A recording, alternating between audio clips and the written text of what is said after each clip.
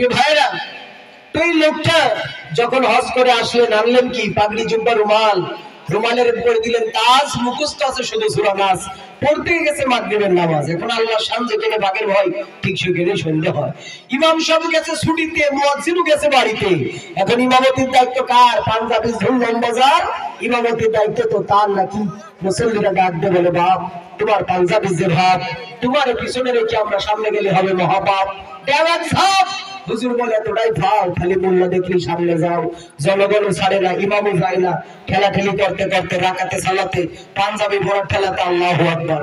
তো নামাজে যখন দাঁড়ায় গেছে, প্রথম রাকাতে সূরা নাসের সেই মায়াবী টান, পিছন থেকে মুসল্লিরা বলে, আহা আমাদের চূড়ায় গেল জান, আমাদের ইমাম সাহেবের জন্য খুব টান। ইমাম সাহেব মনে মনে বলছে, ভাই তোমরা খুশি হচ্ছ ভাই, এরপরের রাকাতে সোজা হয়ে দাঁড়ানোর মতন পুঁজি আমার নাই। কারণ কয় রাকাতের ইমাম? এক রাকাতের ইমাম। তুই সিজদার মাঝখানে এক তাসবিহ পরিমাণ বসতে হয়। ইমাম সাহেব মাথা উঁচু করে দেখে রেলিংয়ে যে ফাঁকটা, কোন রকম বাহির হবে মাথাটা, অবশ্য শুনে যাবে একটু পিঠটা, এছাড়া তোর কপালে আর কোনো উপায় নাই, কারণ ও যে এক রাকাতের ইমাম। দ্বিতীয় সিজদায় যাওয়ার পরে ইমাম সাহেব বীরের মতো রেলিং ভেঙে পলায়ন করিল। 20 মিনিট অতিক্রম হয়ে গেছে, ইমাম সাহেবের তাওবীর কোনো খবর নাই। পিছন থেকে মুসল্লিরা সিগন্যাল মারে, আসলে এটা তো কাশি না, ইমামদের দ্রুত উঠানোর বাসি। 20 মিনিট হয়ে গেছে, ইমাম ওঠে না। শেষ পর্যন্ত এক মুসল্লি চাচা ডাক দিয়ে বলে, ইমাম সাহেব তুমি ওঠো বাপ, আমার ওযু যাই ভাব।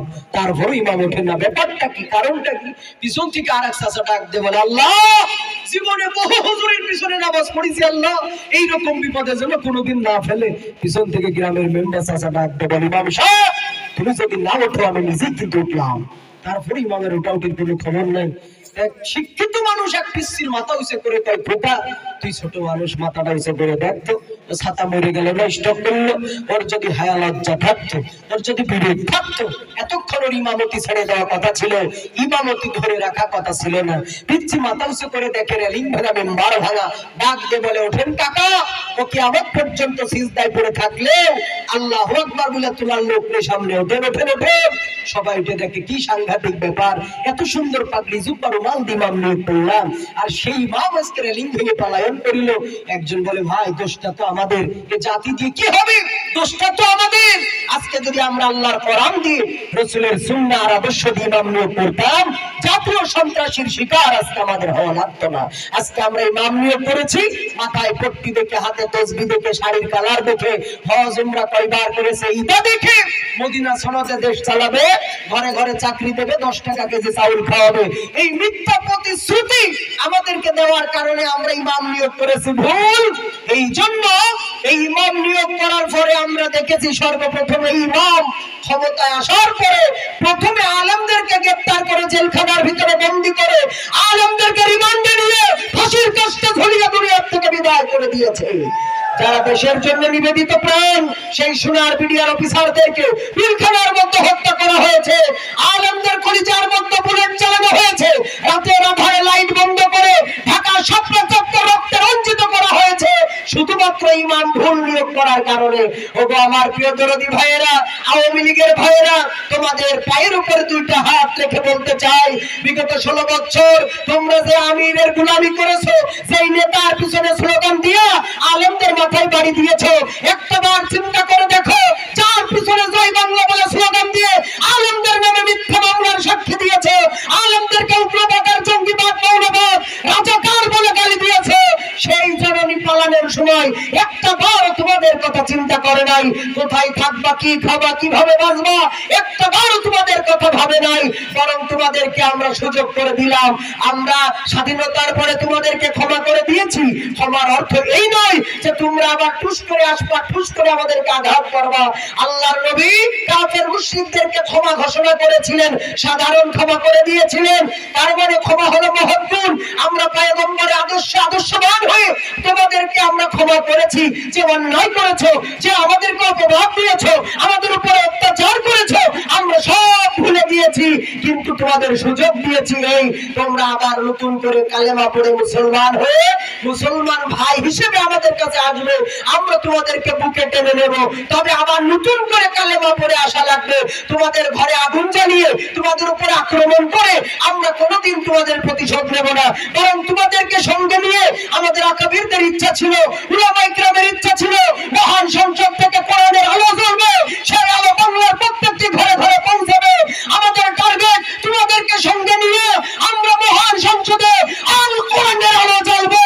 যদি তোমাদের গায়ে একটা ফুলের টুকরো পড়ে আমরা বুকটা পেতে দেব তোমাদের জন্য, এটাই হবে আমাদের সবচেয়ে বড় প্রতিবাদ। কথা বলে ঠিক?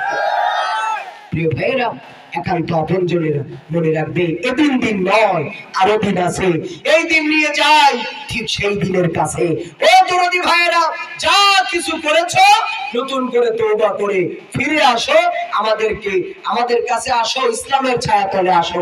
আমরা তোমাদেরকে বুকে জড়িয়ে নেব, লালন করবো, ধারণ করবো, একটা ফুলের টুকাও তোমাদের গায়ে আমরা পড়তে দেবো ইনশাআল্লাহ। তবে যারা পালিয়েছেন সব কাউয়ারে আমরা খুঁজে পেয়েছি। শেখ সাদি ভাই, একটা কাউয়ারে আমরা এখনো পাই নাই, নাম কি তার? একটা কাউয়া আমরা এখন খুঁজে পাই নাই, পলাতক, কি নাম সবাই জানেন না? দরদি ভাইরা, পালিয়ে গেল সেই কাউয়া কাকু, কেউ জানে না খবর তার। কথা বলে ঠিক কিনা? শুধু লাফাই তো খেলো হবে, টাঙ্গাইল বসি এবার খেলা হবে, কিন্তু এখন মাঠ তো আমাদের, খেলবে কি? প্লেয়ারই তো নাই। কথা বলে ঠিক কিনা? তিনি যখন বলতেন, ওই যে মাসুদকে নিয়ে লেখা এই গানটা আপনারা রিকোয়েস্ট করেছেন, আমি শুনিয়ে প্রধান মেহমান বসে রেখে আমি এতক্ষণ কথা কোনোদিনও বলি নাই, যেহেতু ভাই বসে আছেন আমি বেয়াদবি ক্ষমা চাচ্ছি। তাও সংটা শুনিয়ে তারপর ইনশাআল্লাহ শেষ করবো। ভালো হয়ে যাও মাসুদ তুমি, এই কথাকে বলবে আর, পালিয়ে গেল কাউয়া কাদের, কেউ জানে না খবর তার। পালিয়ে গেল কাউয়া কাকু, কেউ জানে না খবর তার। ভালো হয়ে যাও, ভালো হয়ে যাও মাসুদ তুমি, এই কথাকে বলবে আর, পালিয়ে গেল কাউয়া কাকু, কেউ জানে না খবর তার। পালিয়ে গেল কাউয়া কাকু, কেউ জানে না খবর তার।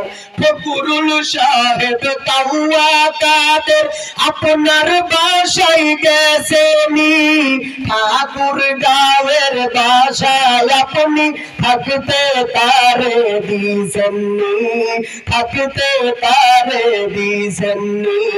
তার সাথে হিসাব বাকি আছে, হিসাব বাকি রাখো জানো তার। পালিয়ে গেল কাউয়া কাকু, কেউ জানে না খবর তার। পালিয়ে গেল কাউয়া কাদের, কেউ জানে না খবর তার। ভালো হয়ে যাও। প্রিয় ভাইরা, একান্ত আপনজনেরা, সময় খুব কম, প্রধান মেহমান বসা, আমরা প্রাণ ভরে আলোচনা শুনবো আজকের প্রধান তাফসীর কারকের কাছ থেকে। আমি আপনাদের কাছে আবারও ক্ষমা চাচ্ছি সময় নেওয়ার জন্য। আপনারা আমার জন্য দোয়া করবেন, আপনাদের জন্য দোয়া রাখি। আসসালামু আলাইকুম ওয়া রাহমাতুল্লাহি ওয়া বারাকাতুহু।